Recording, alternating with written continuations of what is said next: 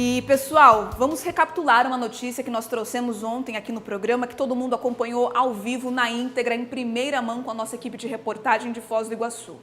Vocês se lembram, né, do acidente de trabalho em uma obra da construção civil que a gente retratou ontem para vocês, tudinho ao vivo com Fidel Alvarenga e Clayton Souza. Só que terminou da maneira que ninguém gostaria o resgate desses trabalhadores soterrados no desabamento de uma laje em Foz do Iguaçu. Olha, o acidente foi ontem pela manhã, como eu já disse, acompanhamos todos os detalhes no balanço geral de ontem, com os nossos repórteres, o Fidel Alvarenga, o Clayton Souza.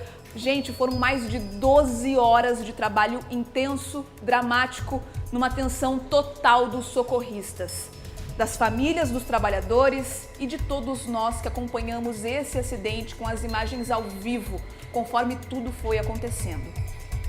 5 trabalhadores foram atingidos, 3 deles socorridos imediatamente após a queda da laje com ferimentos, mas fora de risco. A informação inicial era de que 2 pessoas estavam embaixo dos escombros e que havia suspeita de uma terceira vítima. Durante o atendimento, os bombeiros tiveram que mudar de estratégia, porque a estrutura ameaçava desabar novamente, colocando todo mundo lá em risco.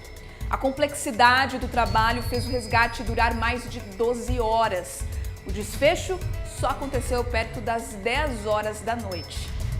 E olha, uma câmera de segurança que fica em um prédio perto ali do local onde estava essa obra, filmou o momento em que a laje desabou.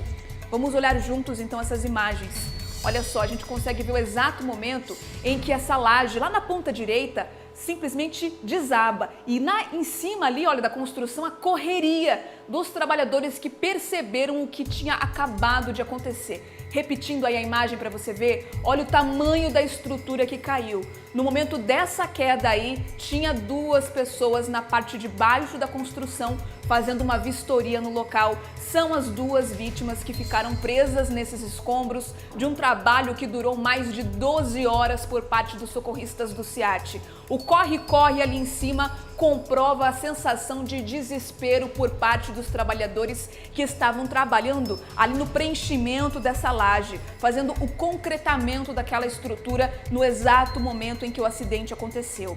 Durante todo o dia, além da imprensa, parentes e amigos acompanharam próximos ao local do trabalho dos bombeiros. O desfecho veio à noite, quando os corpos foram encontrados embaixo dos escombros. Foi um momento de muita tensão e também de muita tristeza. Os bombeiros revezavam as equipes a cada 20 minutos para evitar a exaustão e manter o ritmo de trabalho.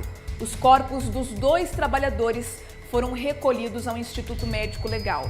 As vítimas foram identificadas como Alisson Hernani Gomes, engenheiro que tinha 27 anos e estava trabalhando no local. Junto com ele também estava o Luciano Henrique Alves Kleinschmidt, de 43 anos, que é o proprietário da construtora. Uma grande perda então para esse setor, esse acidente aí que você viu ontem em primeira mão no balanço geral e que hoje a gente já começa o programa recapitulando tudo o que aconteceu. E daqui a pouquinho a gente vai trazer uma reportagem completa sobre esse caso, com essas atualizações, novidades da investigação policial que vai apontar as causas desse desabamento, além, é claro, de toda a comoção com o final trágico dessa história. Foz do Iguaçu, gente, registrou ontem uma das maiores operações de resgate da história da cidade. Por quase 12 horas, bombeiros, engenheiros, voluntários e técnicos da Defesa Civil se reuniram em um trabalho longo e também difícil para salvar vidas. Era perto das 9 horas da manhã quando a laje dessa obra cedeu. Diogo é um daqueles trabalhadores que aparece correndo sobre a laje e consegue escapar por pouco. Aí eu vi só que caiu a laje ali e não vi mais nada, porque daí eu corri, né? Eu corri e saí de cima da laje. Aí eu só vi ali embaixo, esse escombro ali. Sabe-se quem que estaria ali debaixo? Só meu patrão, acho, e um engenheiro da Conesul. No acidente, 3 trabalhadores ficaram feridos, 2 em estado mais grave, e foram socorridos pelo Corpo de Bombeiros. Josival é um deles. Ele nivelava a massa fresca que tinha acabado de chegar, quando tudo foi para baixo, de repente. Horas depois, ele recebeu alta do hospital, machucou a coluna, o joelho e sofreu alguns arranhões. Estava regando quando de repente as placas do pré-moldado estourou e caiu, né? E desceu para baixo. Comigo e o meu colega junto e mais outro, entendeu? Muito rápido, não teve nem como a gente escapar, não. Os socorristas conseguiram salvar 3 trabalhadores, mas ainda havia 2 desaparecidos e a hipótese de uma terceira pessoa, o que movimentou o Corpo de Bombeiros, engenheiros voluntários e técnicos da Defesa Civil. O problema é que para chegar até aos escombros era uma tarefa muito difícil e arriscada ao mesmo tempo. Engenheiros alertavam os socorristas que o prédio ainda poderia desabar. A questão é que a estrutura está frágil, as peças estão desencaixadas e estão estralando. Então o risco é colocar a equipe de intervenção lá e toda a estrutura desabar e pegar todo mundo. A esperança era encontrar as vítimas com vida. A gente sempre tem que levar em consideração a possibilidade de encontrar a vítima com vida. É uma situação muito delicada, bem difícil, muito tempo de operação, mas durante a queda da estrutura pode acontecer de formar um habitáculo. É tipo uma caverna em que a vítima pode estar presa naquela região. E nesse espaço a vítima pode se manter viva. Então a gente trabalha com essa hipótese. Ainda pela manhã, um grande esquema de resgate foi organizado. Ambulâncias davam apoio e até guindastes foram usados. Do lado de fora, familiares e amigos aguardavam ansiosos por notícias. A primeira estratégia dos socorristas foi usar água para retirar o cimento da laje, que ainda estava suspensa, mas a massa já tinha secado. Depois, eles resolveram tirar peça por peça do que ainda sobrou daquela parte da obra. Um trabalho minucioso. Já era noite, quando por alguns minutos todas as máquinas e veículos foram desligados. Tinha chegado a hora de tentar fazer contato com as vítimas. Mas a resposta tão esperada não chegou. As buscas continuaram. Pelo alto, placas de cimento foram retiradas pelo guindaste, enquanto o outro mantinha uma das colunas quebradas suspensas, até que os socorristas conseguiram chegar perto das vítimas, depois de 12 horas de operação. A terceira vítima, um eletricista, que todos imaginavam estar ali, foi descartada. A gente acabou de confirmar, chegou o responsável técnico pelo eletricista que veio de manhã. Ele realmente estava na obra, passou a fiação como todo mundo havia comentado, mas antes de iniciar o desabamento, ele foi embora. Então o rapaz responsável por ele veio aqui, ligou para ele, a gente conversou com ele está em casa, está bem. Então, confirmado 2 vítimas no local. Infelizmente, já estão em obra. As vítimas eram os engenheiros responsáveis pela obra. Alisson Hernani Gomes, de 27 anos, e Luciano Henrique Alves Kleinschmidt, de 43 anos. Acabamos de acompanhar então essa reportagem detalhando tudo o que aconteceu em Foz do Iguaçu, desde o momento em que esse acidente aconteceu, por volta das 10 da manhã, até depois das 9 da noite, que foi o horário em que terminou o resgate por parte do Corpo de Bombeiros. Ainda no programa de hoje, nós vamos falar sobre as investigações desse caso, porque agora a gente vai conversar sobre o desabamento dessa laje em Foz do Iguaçu, dessa obra que matou 2 pessoas, com o repórter Fidel Alvarenga, que desde ontem está acompanhando todos os desdobramentos desse caso.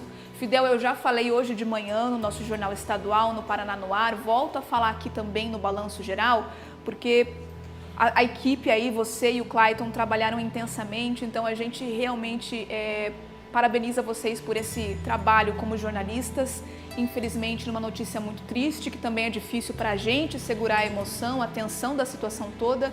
Então eu deixo aqui esse recado para vocês, distribuo o meu boa tarde aí também para você, para todo mundo em Foz do Iguaçu que está assistindo e que acompanhou com muita aflição essa notícia.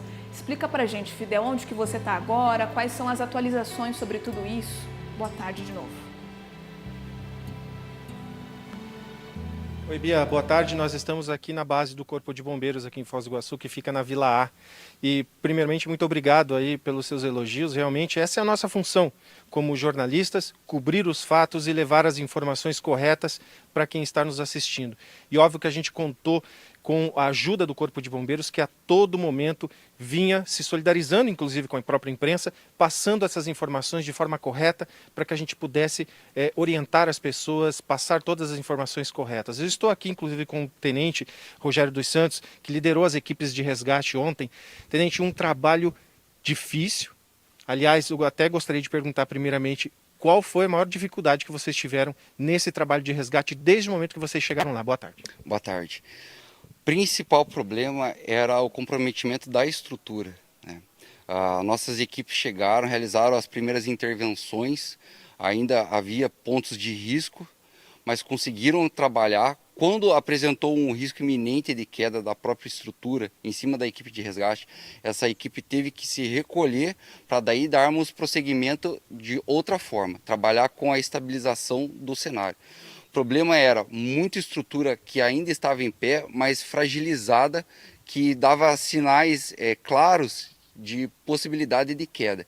Isso daí podia colocar toda a nossa equipe em risco, então a gente preferiu parar essa busca e resgate, realizar essa estabilização mais elaborada, que necessitou de maquinários pesados da própria construtora que estava envolvida, para daí sim darmos prosseguimento. Ontem, durante o resgate, durante o trabalho de vocês adotaram uma estratégia de tentar retirar aquele cimento que estaria fresco lá em cima, porque ele tinha sido colocado de manhã, e para tentar resolver, né, tirar o peso lá de cima. Mas não deu certo, né, Tenente? Isso mesmo. Qual que era esse detalhe, né? Na parte superior haviam várias vigas, parte de laje com risco de queda. Então a ideia era diminuir a sobrecarga de peso. Com a chance do cimento ainda não ter curado, não ter enrijecido, foi adotada uma tática de lavar aquela região para tentar escorrer para fora, né? Obviamente não caía em cima daquela região já colapsada, mas não surtiu efeito, né? Muita caloria, sol forte, acabou trabalhando muito mais rápido no cimento e que dificultou essa técnica. Daí tivemos que puxar outra técnica que foi de sustentar a própria estrutura que apresentava risco de queda. É possível saber, ou pelo menos imaginar, a quantidade de peso que aquelas estruturas tinham que caíram? Assim, só para dar um exemplo, né, nós estávamos trabalhando com maquinário de capacidade de 10 toneladas. Uma parte que estava fragilizada, que é onde tentamos lavar, não deu certo, e depois nós apenas sustentamos com a própria ferramenta, com o próprio maquinário, tinha quase 2 toneladas. Então imagine o tamanho da gravidade, uma equipe realizando busca e resgate naquela região e uma estrutura de 2 toneladas vir cair, né? Ia comprometer muito mais o próprio atendimento e exigir outras forças estarem atuando em conjunto para acabar resgatando um número ainda maior de vítimas. Então por isso a gente optou por esperar um pouco, trabalhar com segurança nessa estabilização do cenário para daí prosseguir com as buscas. Tem uma parte do resgate que eu queria que o senhor falasse também a respeito daquele momento que o senhor pede para desligar todos os veículos, os maquinários, e era aquele momento que, para quem não está acostumado com aquela cena, é bastante emocionante. Queria que o senhor falasse um pouco e para que serve também. Sim, aquele momento específico era para que a gente tentasse uma comunicação com as vítimas que estavam naquela região que nós chamamos de região quente, né? Região de atuação propriamente dita. Então nós pedimos para todos os maquinários desligarem, todo mundo fazer silêncio e nós damos um apito para chamar a atenção. E daí iniciamos um contato verbal para que se houvesse alguma vítima ainda viva, entrar em contato, né, gritar, tentar falar alguma coisa ou tentar emitir algum barulho batendo em alguma estrutura próxima para que a gente pudesse balizar a nossa equipe de busca e resgatar o quanto antes. Infelizmente não foi possível esse retorno, né? Nós tentamos por várias vezes essa comunicação, não conseguimos e daí a gente foi direto no ponto onde sabíamos que havia um corpo. Como os próprios trabalhadores nos passaram a informação de que 2 pessoas entraram na região para verificar essa possível fragilidade da estrutura que estava apresentando, e daí tudo veio a desabar, nós tínhamos em mente a tática de entrar, fazer o acesso no primeiro corpo e num raio de 5 metros ao redor a gente tentar localizar esse segundo corpo. Dando tudo certo, né, como foi o trabalho de ontem, a gente localizou essa segunda vítima, então removemos esses 2 corpos e aquela suposta terceira vítima, que até então foi cogitado, nós tivemos a sorte de, ao remover o segundo corpo, chegar o patrão, né, o chefe desse técnico eletricista e nos repassar que essa pessoa estava em casa, inclusive foi ligado para essa pessoa, né, o comandante do incidente, o tenente Ferrandinho, que estava no local comandando toda a operação, entrou em contato, verificou realmente que ele estava em casa, que era essa pessoa que minutos antes de tudo vir para baixo, ele estava no local, realizou o trabalho, mas estava em segurança em casa. Tenente, muito obrigado aqui pela sua participação, parabéns pelo trabalho seu, das suas equipes, de todos os engenheiros que também estavam dando apoio lá para vocês, pessoal da Defesa Civil, todos que estavam lá. E lembrando também, pessoal, que o tenente era dia do aniversário de casamento dele, e ele deixou essa festa de casamento para ir para lá. Bia,